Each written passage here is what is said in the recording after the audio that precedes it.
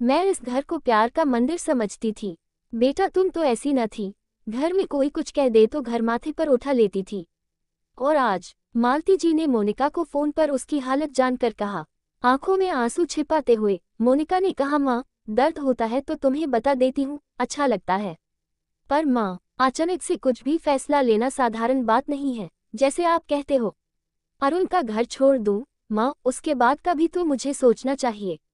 सोचना क्या बेटा, तुरंत दूसरी शादी हो जाएगी, बहुत लड़का मिल जाएगा, बस यही बात माँ। और दूसरा लड़का अरुण जैसा या अरुण से खराब नहीं होगा, कौन जानता है। पर बेटा, रोज रोज तुम क्यों झेलोगी?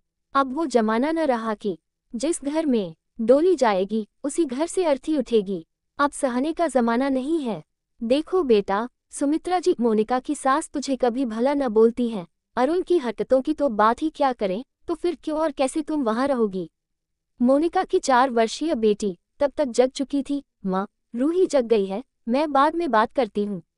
मालती जी अपनी बेटी के ससुराल में बेटी को होने वाली परेशानियों से परेशान होकर अपनी बेटी को शादी तोड़ने और ससुराल छोड़ने की बात कहती थी। वो अपनी बेटी के दर्द से दुखी थी। पर मोनिका आज से 6 साल पहले जब शादी कर ससुराल आई थी, मोनिका की सुंदरता, मोनिका के व्यवहार, मोनिका के मधुर स्वभाव से सब घरवाले इसे खूब प्यार करते थे। सास तो मोनी बेटा, मोनी बेटा कहते थकती नहीं थी। अरुण तो जैसे दीवाना था मोनिका का, और नंद देवर अपनी भाभी को घेरे ही रहते थे। पर लगभग 2.5-3 साल पहले अरुण के बिजनेस में घाटा लग गया। अरुण के पिताजी का देहांत हो गया। अरुण तनावग्रस्त होते चला गया। वहीं मोनिका की सास ने जुबां से बोलना कम, गुस्साना ज्यादा शुरू कर दिया।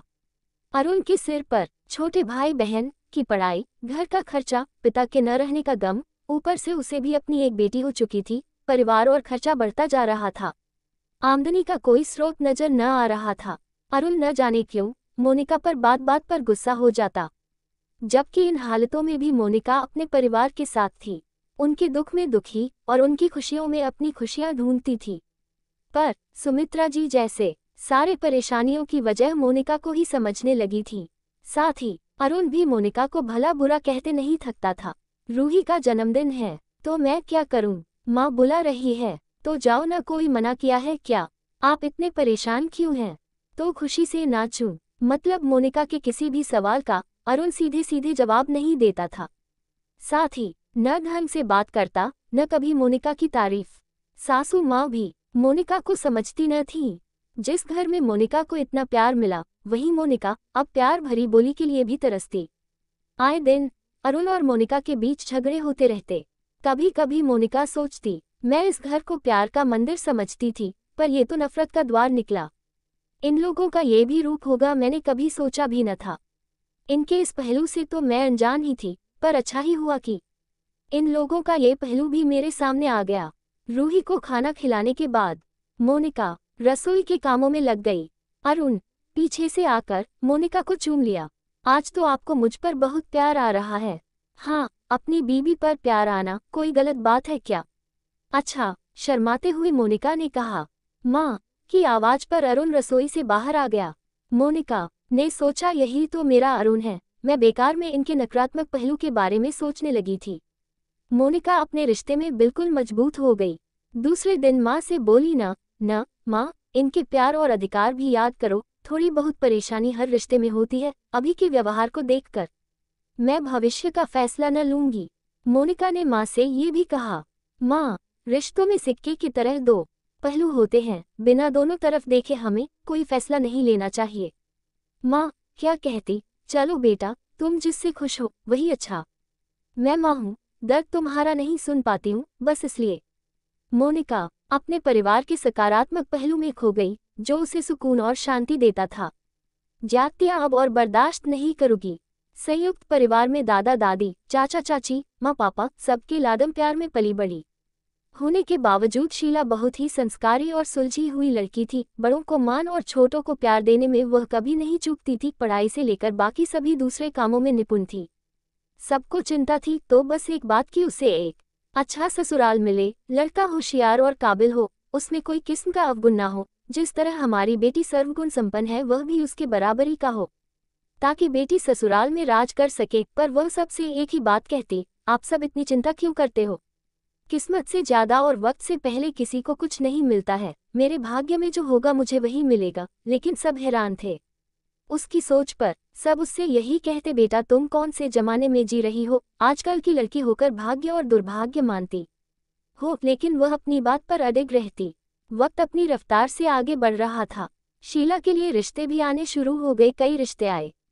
लड़का कोई मोटा तो कोई नाटा, कोई छोटा तो कोई लंबा, और देखने में भी ऐसा कोई खास नहीं लगा। किसी भी लिहाज से कोई भी रिश्ता शीला के लायक नहीं मिला। देखते देखते आखिर इंतजार की घड़ियां खत्म हुई और आखिरकार एक रिश्ता मिला। लड़का का लंबा चौड़ा कद, बड़ी बड़ी आंखें, तीखी नाक, एकदम सजीला नौजवान, साथ ही साथ पढ़ा लिखा जो देखते ही पसंद आ जाए। खानदान भी देखने में बहुत ही भद्र लग रहा था। ना करने की तो कोई गुंजाइश ही नहीं थी। दोनों परिवारों में बातचीत हुई। लड़का लड़की ने एक दूसरे को पसंद किया और फिर क्या बस अच्छा मुहूर्त देखकर दोनों की सगाई कर दी गई।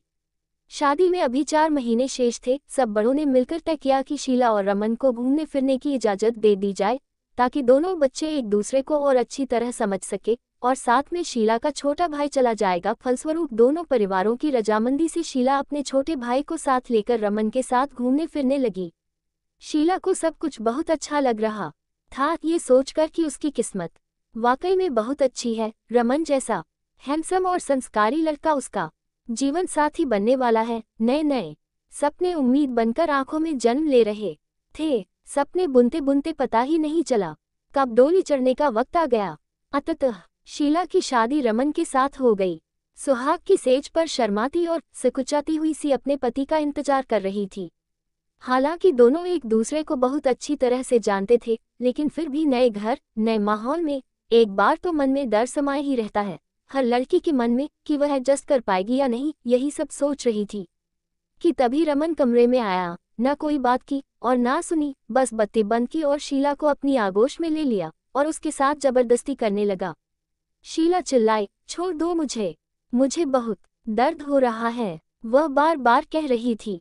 रमन आराम से, लेकिन उसने उसकी एक न सुनी और लगातार रात भर कहर बरसाते रहा। सुबह जब शीला नींद से जागी तो सासू माँ ने बहुत पूछने की कोशिश की उसका उदास चेहरा देखकर। क्या हुआ बेटा? नई नवेली दुल्हन के मुंह पर जो रौनक रहती है तुम्हारे मुंह पर क्यों नहीं है? लेकिन शीला ने ये सोचकर नहीं बताया कि सासू माँ परेशान होगी। शादी की थकान है ये कहकर डाल दिया और फिर वह अपनी रसोई में लग गई, ये सोचकर कि रमन वक्त रहते सुधर जाएगा। लेकिन ये सिलसिला 15 दिनों तक यूं ही चलता रहा। शीला की हालत बहुत खराब हो गई थी। उसे चलने फिरने में भी दिक्कत हो रही थी। अंदर से बहुत कमजोर हो चुकी थी। आखिर कब तक घुटती? सासू माँ को समझते भी देर न लगी। उसने उसे अपनी कसम देकर सारी बात पूछी तो उसके सब्र का बांध टूट गया। छोटे बच्चे की तरह बिलक पड़ी और सासू माँ के गले लगकर सारी बात बताई। उसकी सास ने उसके सर पर प्यार से हाथ फेरा और बोला, इतने दिनों तक ये सब कुछ क्यों सहती रही? बेटा कम से कम मुझे तो बता दिया होता। तुम्हारे साथ इतना कुछ अनैतिक हो गया, तुम चुपचाप सब कुछ सह गई। मम्मी जी आप चिंता मत कीजिए, बस अब और नहीं। रात में जब रमन ऑफिस से वापस आया और उसे खींचकर कमरे में ले जाने लगा, तब उसके अंदर की सोई हुई औरत जाग गई। उसने कहा, बस अब और नहीं, तुम्हारी ज्यादतियां मैं अब और बर्दाश्त नहीं करूंगी। तुम समझते क्या हो अपने आप को? औरत हूं तो क्या कमजोर हूं? तुम मर्द हो तो क्या औरत से खेलने का लाइसेंस मिल गया तुम्हें? तुम जब चाहोगे जितना चाहोगे खेलोगे। तुम्हारे शरीर की भूख मिटाने का सामान नहीं हूं। तुम तो इंसान की खाल में छुपे हुए भेड़िए हो जो औरत को सिर्फ भोग विलास की वस्तु समझता हो। मैं तुम्हारे शरीर की भूख मिटाने के लिए खुद को बलि नहीं चढ़ाऊंगी।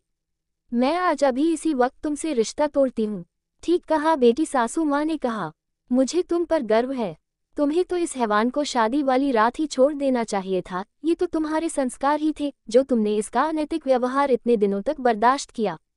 मुझे तो आज अपनी कोख पर शर्मा रही है कि मैंने इस वासना के पुजारी को जन्म दिया है। मैं तेरे फैसले में तेरे साथ हूँ बेटा। हो सके तो मुझे माफ कर देना। अगर मुझे पहले पता होता तो तुम्हारी जिंदगी यूं बर्बाद ना होती। नहीं मम्मी जी आप माफी मत मांगिए, इसमें आपकी कोई गलती नहीं है। बड़े तो बस आशीर्वाद देते हुए अच्छे लगते हैं, माफी मांगते हुए नहीं। आप मुझे आशीर्वाद दीजिए ताकि मैं अपनी नई जिंदगी शुरू कर सकूं।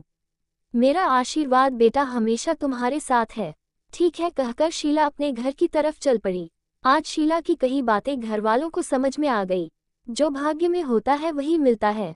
दोस्तों ये कहानी नहीं हकीकत है। न जाने दुनिया में शीला जैसी कई औरतें हैं जो रमन जैसे मर्दों की जायादुइयां बर्दाश्त कर रही है, लेकिन ये गलत है। अन्याय करने से ज्यादा पाप है अन्याय को सहना। हर लड़की को शीला की तरह रमन जैसे मर्दों के खिलाफ कदम उठाना चाहिए। उन्हें ये दिखा देना चाहिए कि हम नारी हैं। इसका मतलब ये नहीं कि हम कमजोर हैं। हम आज की नारी है, स्वावलंबी है, आत्मनिर्भर है, मोहताज नहीं है। दोस्तों मुझे तो लगता है शीला ने जो कदम उठाया वह बिल्कुल सही था। आपकी क्या प्रतिक्रिया है उससे जरूर अवगत कराएगा। नई उम्मीद के साथ मेरी ये नई कहानी आशा करती हूँ कि आपको अच्छी लगेगी। अगर आपको कहानी अच्छी लगे तो प्लीज़ कहानी को लाइक और मुझे फॉलो कीजिए।